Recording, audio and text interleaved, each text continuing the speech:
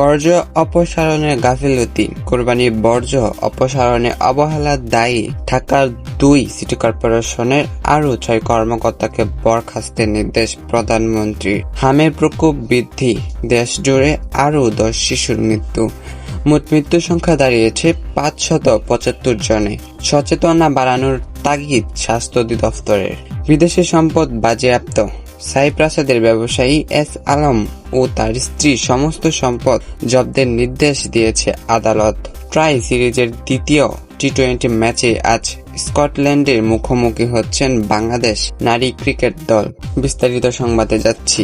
পবিত্র ঈদুল আজহার কোরবানির বর্জ্য নির্দিষ্ট সময়ে অপসারণের অবহেলা ও গাফিলতির বিরুদ্ধে কঠোর অবস্থান নিয়েছে সরকার। বর্জ্য সরাতে ব্যর্থ হওয়ায় ঢাকা উত্তর ও দক্ষিণ সিটি কর্পোরেশনের আরও 6 কর্মকর্তাকে আগামী 48 ঘণ্টার মধ্যে বরখাস্ত করার নির্দেশ দিয়েছেন প্রধানমন্ত্রী। এর আগে আরও 2 কর্মকর্তাকে সাময়িকভাবে বরখাস্ত করা হয়েছিল। গতকাল রাজধানীর বিভিন্ন এলাকার সরেজমিনে পরিদর্শন শেষে এই কড়া বার্তা দেওয়া হয়। এবার স্বাস্থ্য খাতের খবর। দেশ জুড়ে উদ্বেগজনক হারে বাড়ছে হামের প্রকোপ। গত 24 ঘণ্টায় দেশে আরও নতুন করে 10 শিশুর মৃত্যু হয়েছে, যার মধ্যে 9 জনই ঢাকা বিভাগের।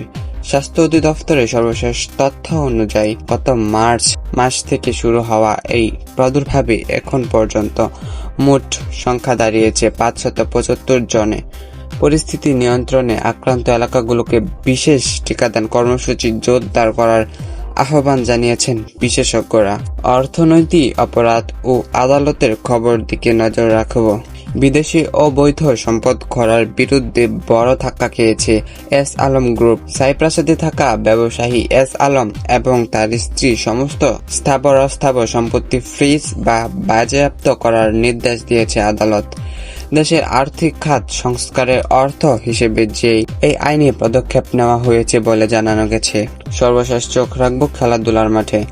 স্কটল্যান্ডে চলমান নারী টি-20 ট্রাই সিরিজে আজ মাঠে নামছে টাইগ্রেসেরা। সিরিজের দ্বিতীয় ম্যাচে বাংলাদেশ নারী ক্রিকেট দল স্বাগতিক স্কটল্যান্ডের মুখোমুখি হবে বাংলাদেশ সময় রাত 7টায়। ম্যাচটি শুরু হওয়ার কথা রয়েছে। প্রথম ম্যাচে হারের পর আজ জয়ে ফিরতে মরিয়া নিগার সুলতানেরা দল।